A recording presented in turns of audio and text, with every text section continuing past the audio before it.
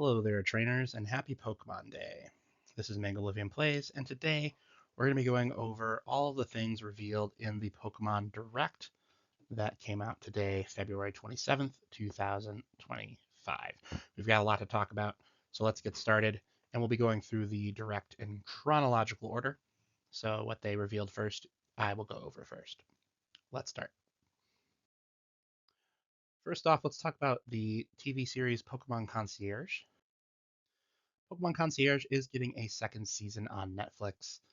This special Pokemon series is currently in development, and it is a stop motion animation show featuring this girl who helps take care of Pokemon at a Pokemon hotel. You can see part one, season one of the show on YouTube for a limited time for free. So if you don't have access to Netflix and you want to check it out, the first four episodes are on YouTube right now. So if that's something you want to check out, head on over to the Pokemon YouTube channel. Let's switch over to Pokemon Go. First of all, the Go Tour Innova event is this weekend. There are 4 themed hours based on Deerling's seasonal forms, and this event features black and white Kyurem.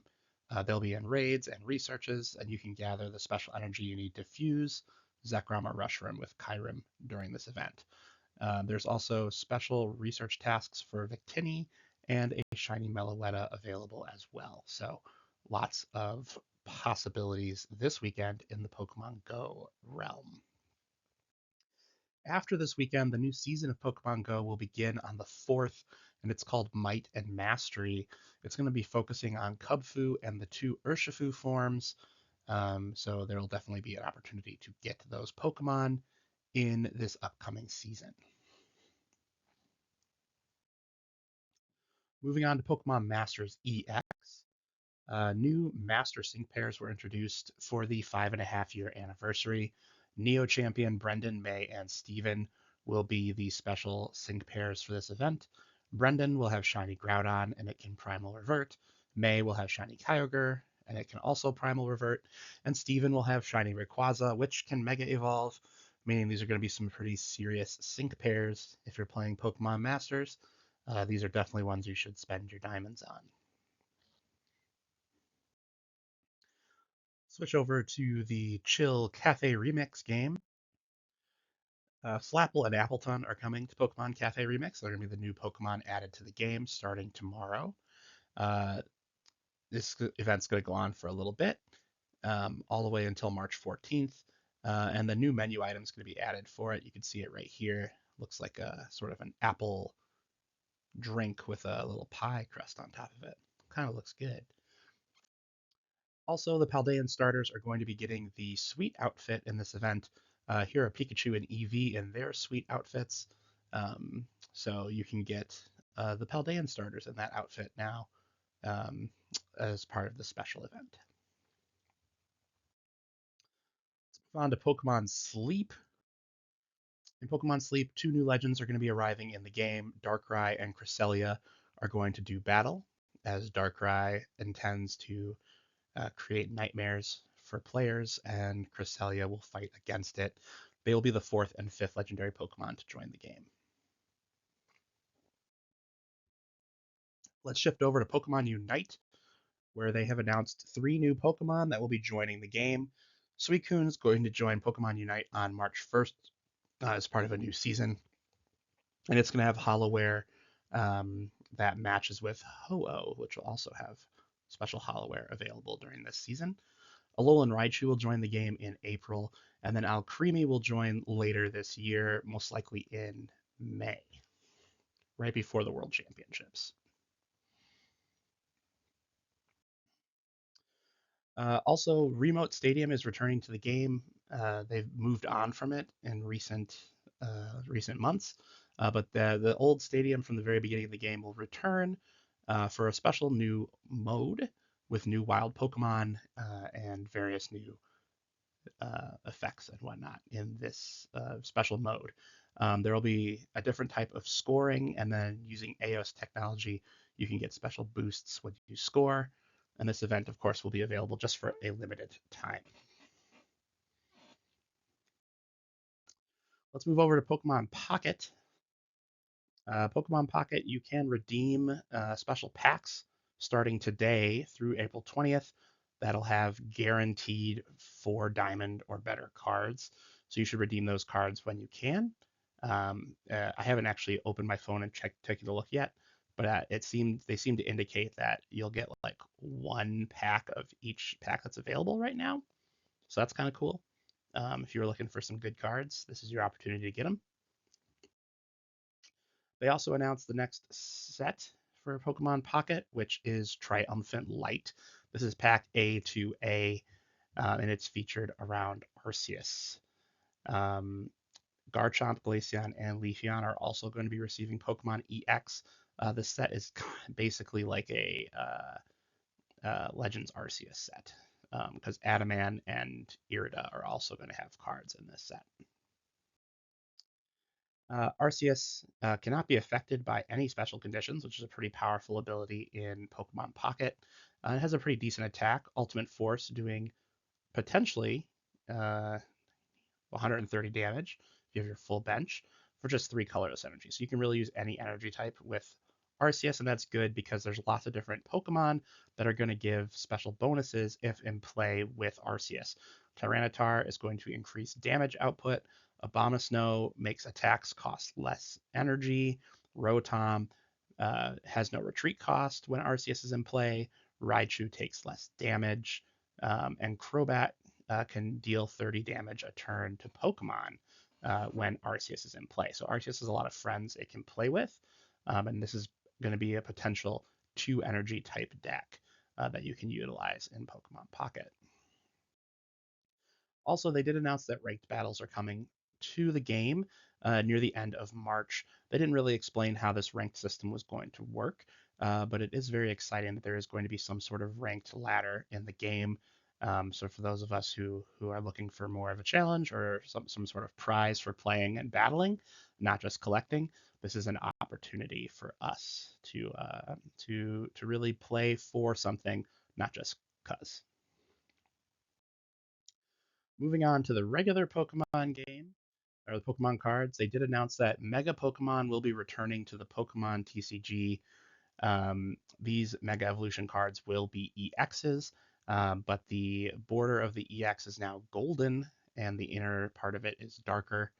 Unlike in the X and Y era of Pokemon cards, Mega Pokemon are not going to be evolving from a weaker EX version of that card. So when they originally came out, you'd play Lucario, um, Lucario EX, and then you'd have to play Mega Lucario EX on top of that. Now they evolve from their single stage form. So as you can see here, Lucario is evolving from Riolu, Gardevoir is evolving from Kirlia. Mega EX Pokemon are going to be very strong and have very high hit points. As you can see, Gardevoir has 360 hit points. That's much more than usual, and they are worth 3 prizes instead of 2. So the 3 prize cards are returning to Pokemon TCG.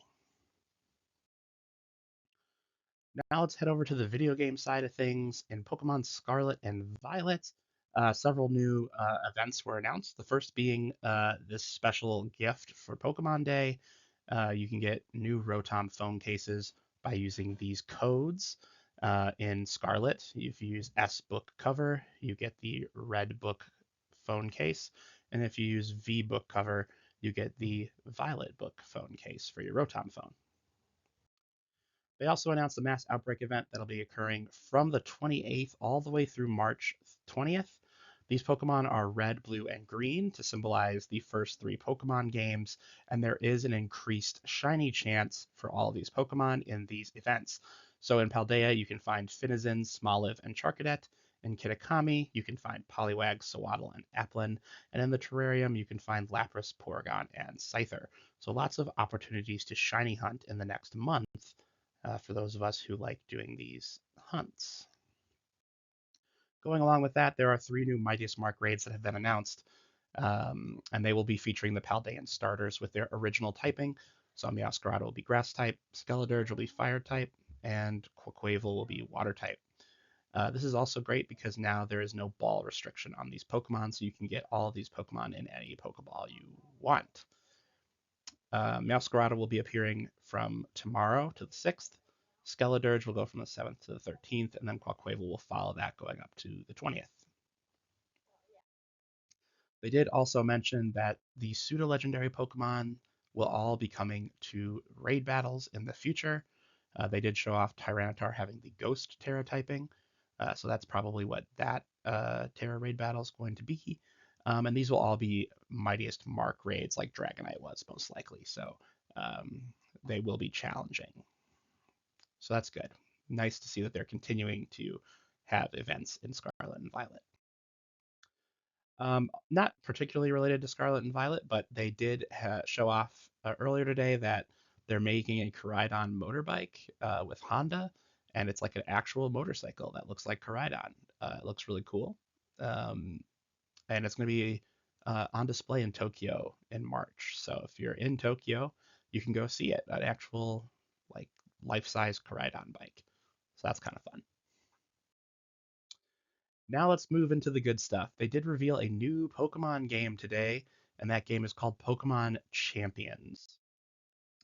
Pokemon Champions is a game that's going to, they said, focus on core battles and be available on both the Switch and mobile in 2025. Well, they didn't give a release date. I'm assuming it's 2025, it might be 2026. This game could be kind of like a Pokemon Stadium Battle Revolution game, where you use rental Pokemon and battle against other people. But then it could also be more of like a Pokemon Showdown game where like you get to create a team and battle, and it's using the core mechanics of battling. So it'd be really cool. In the trailer, they did show off a Pokemon Mega Evolving and a Pokemon Terastallizing in the same battle. So we could be seeing all the gimmicks in one place for the first time, which would be really neat. This game will have a Pokemon Home connection, so you'll be able to transfer slash the game will probably read your Pokemon home, and you'll be able to use the Pokemon from there to battle in this game, which makes me think it's more of a stadium type game. But either way, it's going to be a lot of fun. I'm really excited. This seems like a really fun way to get people energized into playing Pokemon. They did have a quick announcement about languages that the Pokemon Company is making for all their games. They are adding Latin American Spanish to their roster of languages. So now with Latin American Spanish added in, there will be 10 localized languages that you can play Pokemon in, which is very cool. More people are being able to play in their home language, which is really just going to expand the amount of people playing. So very cool. Finally, the thing we've all been waiting for, we did get some updates on Pokemon ZA finally. We probably aren't going to be getting another update after this until after the Switch 2 presentation in April. So we're going to have to kind of salivate on this until we can get some more information. The first thing that they mentioned or showed off in the trailer is that the starter Pokemon are Chikorita, Tepig, and Totodile. Very interesting. They picked two Gen 2 Pokemon to be the starters for this game. Although I was thinking about it, and I guess it does make sense. Typhlosion, Chikorita, and Totodile really have never gotten any special treatment in the Pokemon games, and they're the only starter trio to all have one typing. Giving them special new forms would be a way to kind of reinvigorate these Pokemon that people really enjoy. Because of that, we now can kind of zero in on what these starter final forms are going to be. Like in Legends Arceus, right, we're going to assume that these three Pokemon are going to have a unique form to Lumiose City. So, what kind of type combinations do you expect for these three Pokemon? In the trailer, it did show Chikorita having Disarming Voice, which is a fairy type move that it does not currently have. So maybe it's going to be a fairy type. Who knows? It could be one of those Fennekin bait and switches that they did in X and Y, which was fun. They didn't really give a whole lot of information about the plot, but they did say that Lumiose City is undergoing a high-tech and futuristic upgrade. So it is going to be more of a future-driven game. We're not going back to the past, and it seems that this game is going to be taking place after Pokemon X and Y. The goal is to make the city a more shared space between people and Pokemon, and so they're really trying to make it so that there are wild Pokemon living in the city with the people that also call it home. There's a corporation that's rebuilding the city, And obviously, right, it makes us think, are they going to be villainous? Are they going to be the ones behind some sort of plot? They are clearly important. So why are they there? Something to think about going forward. A lot of people were wondering if it's all going to take place in Lumio City, where are the Pokemon going to be, right? Because if we played X and Y, Lumio City didn't really have any wild Pokemon in it. But they are going to be integrated into the game using wild zones. So they're going to be areas of the city that are where wild Pokemon can live, and they're going to be added with these green gates. So if you enter a green gate, you're entering a wild zone, and then I believe specific Pokemon will inhabit each wild zone. Um, they didn't say how many, but I would assume that the entire Kalos Pokedex will be included in this game, plus anything new they add in. Wild Pokemon can be caught in the overworld by throwing the ball or by battling the Pokemon to weaken it and then throwing the ball at it, just like in Legends Arceus. Mega Evolution was teased when it was first shown off, and that has been confirmed once again. They did show off several Mega Pokemon in the trailer.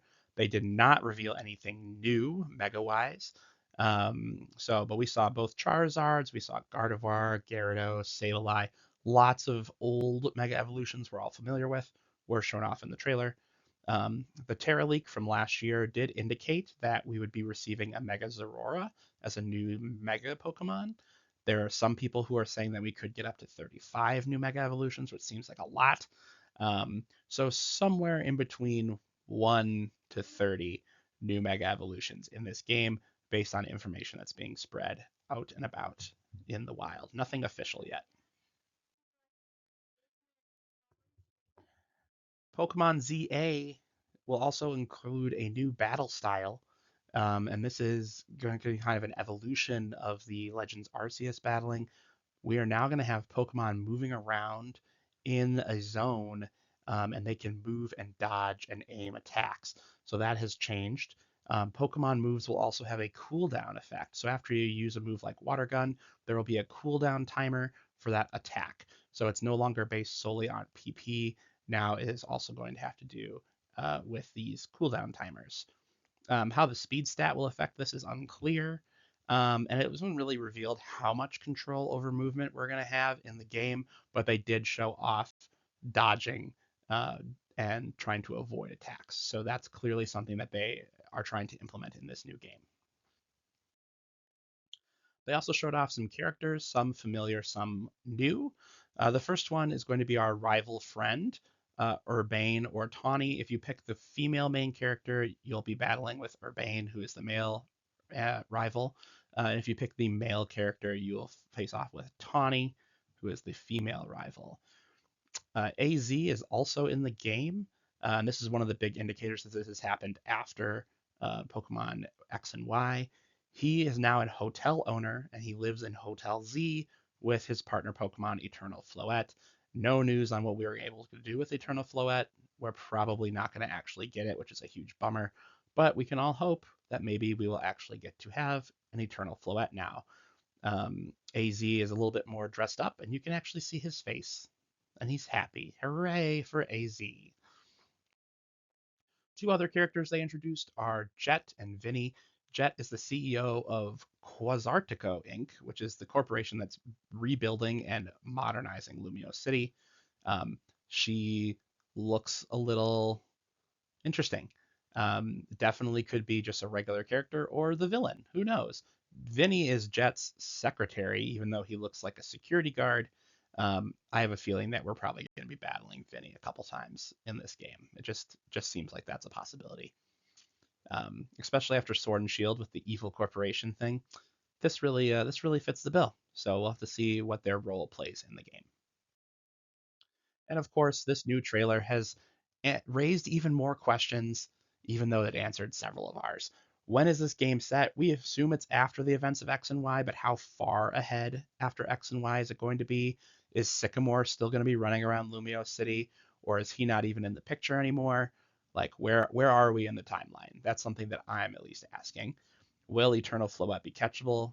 It was never released in the X and Y era. We knew that they were trying to make a third game where Eternal Floette might have been available, and then they never happened. So maybe this is our opportunity to get this special Pokemon that was coded into the games but was never released. So, and now it's going to be sitting there in the hotel that we stay at for the majority of the game. So maybe we'll finally get one. And then at the very end of the trailer, they did do this little mysterious phone call thing with Rotom. Seemed to be something battle related. Um, Very interested to see what that's all about. Release date wise, they didn't give an exact date, but they did say it was going to be late 2025. And in Pokemon Company speak, that means it's going to be a holiday release. So Pokemon ZA will be coming out probably in October or November. So it can be a holiday title. It's going to boost Switch and probably Switch 2 sales at the end of the year. Um, and like I said, we probably won't get more information about this game until the Switch 2 Direct happens in April, and we'll probably find out if this game is coming out on both the Switch and the Switch 2. If it's coming out on just the Switch and it's going to be backwards compatible to the Switch 2, we're not going to find that out until after April. So we have to hold our horses on that one. Thanks so much for tuning into Pokemon News. Subscribe to the channel to stay up to date on everything going on in the Pokemon world. It's been great talking with all of you, and I hope you're as hyped about the future of Pokemon as I am. I'll see you guys all again soon on the channel. Adios.